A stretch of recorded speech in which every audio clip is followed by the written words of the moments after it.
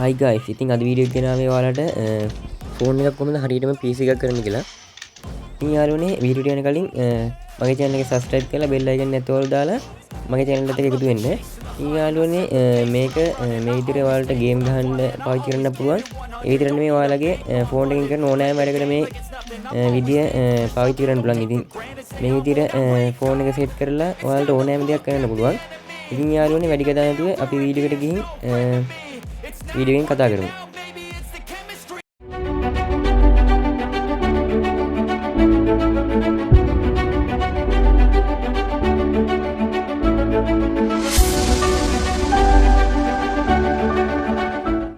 ඉතින් යාළුවනේ අපි මේක setup කරගන්න විදිහ බලමු. ඉතින් යාළුවනේ මේකට ඔයාලට මෙන්න මේ දේවල් ටික ඕනි වෙනවා. ඉතින් යාළුවනේ ඔයාලා ළඟ තියෙන mouse එක keyboard එක වගේම මේ විදිහට ඔයාලට OTG cable එකක් ගන්න ඕනි. ඉතින් මේක ඔයාලට cable එකක් විදිහට හරි මෙන්න මේ විදිහට පොඩි කෑල්ලක් විදිහට හරි ගන්න පුළුවන්. ඉතින් යාළුවනේ මේක ගන්නකොට ඔයාලගේ ෆෝන් එකේ charging port එක අනුව ගන්න. ඉතින් ඔයාලගේ type C නම් type C එකක් ගන්න, නැත්නම් micro එක නම් micro එකක් ගන්න. ඉතින් ඒ වගේම මේ විදිහට USB hub එකක් ඕනි. ඉතින් ඔයාලගේ ෆෝන් එකට support කරන USB hub එකක් ගන්න ඔයාලා. ඉතින් ඒ වගේම ඔයාලා keyboard එකක් ගන්න ඕනි. ඉතින් mouse එකකුත් ගන්න ඕනි. ඉතින් ඔයාලගේ ගෙදර මේ වගේ දේවල් තියෙන්නත් පුළුවන්. ඉතින් මේ ටික තමයි ඔයාලට ඕනි වෙන්නේ. ඉතින් යාළුවනේ මේ USB hub එකක් ගන්නේ ඔයාලට මේ keyboard එකයි mouse එකයි දෙකම එකවර setup කරගන්න පුළුවන් වෙන්න. ඔයාලා මේ keyboard එකේ mouse එකේ cable දෙක මේ විදිහට USB hub එකට set කරගන්න. ඊට පස්සේ USB hub එකේ cable එක මේ විදිහට OTG එකට setup කරගන්න. ඊට පස්සේ මේ OTG එකේ charging port අර කැලේ තියෙන ෆෝන් එකට set කරන දැන. ඉතින් ඒක ඔයාලගේ ෆෝන් එකට set කරගන්න ඕනි. ඉතින් මේ විදිහට setup කරගත්තාන් පස්සේ ඔයාලගේ ෆෝන් එකට මේ keyboard එකයි mouse එකයි setup වෙනවා. ඉතින් යාළුවනේ මම දැන් මේ විදිහට මේ ඕනි ටික setup කරගෙන ඉවරයි. ඉතින් mouse එකයි keyboard එකයි මේ විදිහට USB hub එකට set කරලා USB hub එක OTG එකට set කරලා මම මේ විදිහට දැන් ෆෝන් එකට set කරා. හරි guys, ඉතින් මේ මෙතනින් ඉඳන් වැඩ ටික තියෙන්නේ ෆෝන් එකෙන්. ඉතින් ඔයාලා ඉස්සල්ලාම මේකට පොඩි app එකක් download කරගන්න ඕනි. ඉතින් ඒකට ඔයාලා Play Store එකට ගිහිල්ලා ඔයාලා search කරගන්න ඕනි K2ER කියලා app එකක්. ඉතින් මම දැන් මේ විදිහට Play Store එකට ගිහිල්ලා මෙතන search bar එකේ search කරගන්නවා K2ER කියලා. ඉතින් ඔයාලට මේ නම මේ විදිහට මම display එකේ පෙන්නන්නම්. ඉතින් මේ පෙන්නන නම ඔයාලා මේ විදිහට මෙතන search කරගන්න. ඉතින් මේ විදිහට ඔයාලා K2ER කියලා search කරගන්න. ඉතින් යාළුවනේ මේ විදිහට search කරගත්තාන් පස්සේ ඔයාලට ඉස්සල්ලාම app එකක් පෙන්නයි. මෙන්න මේ විදිහට දම් පාට logo එකක් එක්ක K2ER කියලා. ඉතින් යාළුවනේ මෙන්න මේ විදිහට ඔයාලට මේ විදිහට ඒගොල්ලෝ details ටික දීලා තියෙනවා. ඉතින් මෙතන පේනවා ඔයාලට download කරලා තියෙනවා මිලියන් එකකට වැඩිය. MB 26යි app එක වෙන්නේ.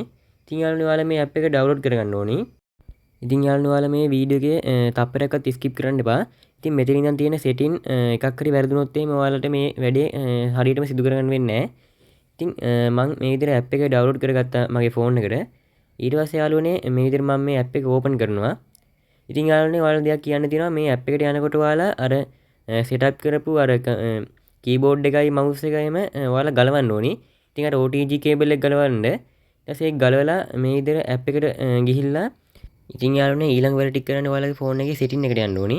ඉතින් ඔයාලා setting app එකට ගිහිල්ලා මෙතන පල්ලෙහින්ම තියෙනවා about phone කියලා එකක්. ඉතින් ඒක ක්ලික් කරාන් පස්සේ මෙතන පල්ලෙහා තියෙනවා build number කියලා එකක්.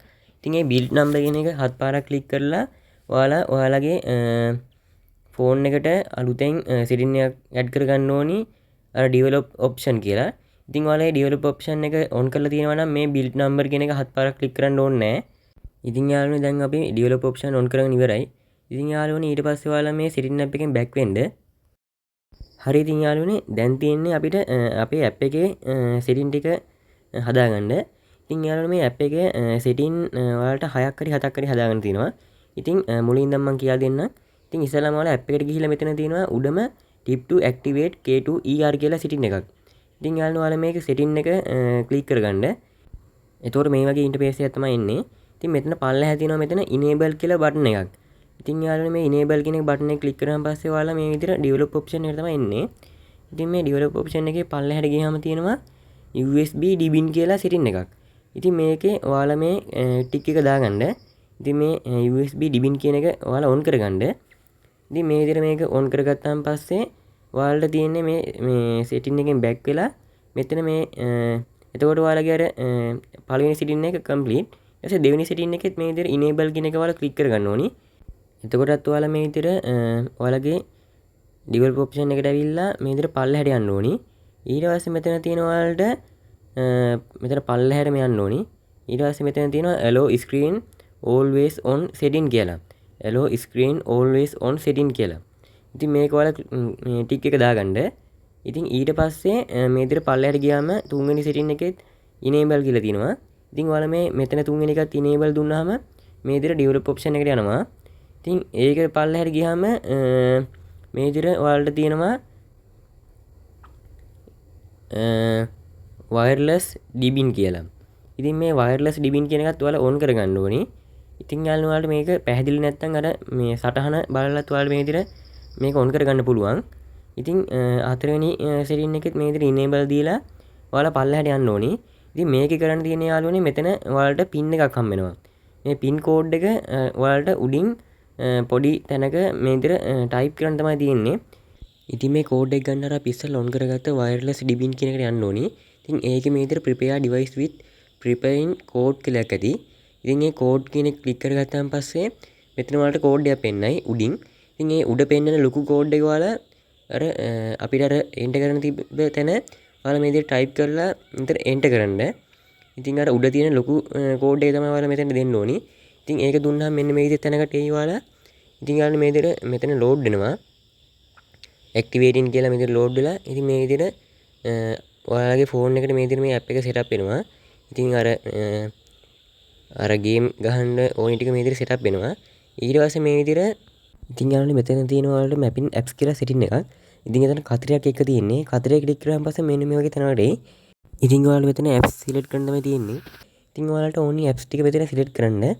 ඉතින් මේ විදිහට ඔයාලා game ගහනවා නම් ඔයාලගේ Free Fire නැත්නම් ඔය බස් ගේම් එකක් තියෙනවනේ. ඉතින් ඒ වගේ apps select කරන්න. ඉතින් යාළුවනේ අපි දැන් setting ටික හදාගෙන ඉවරයි.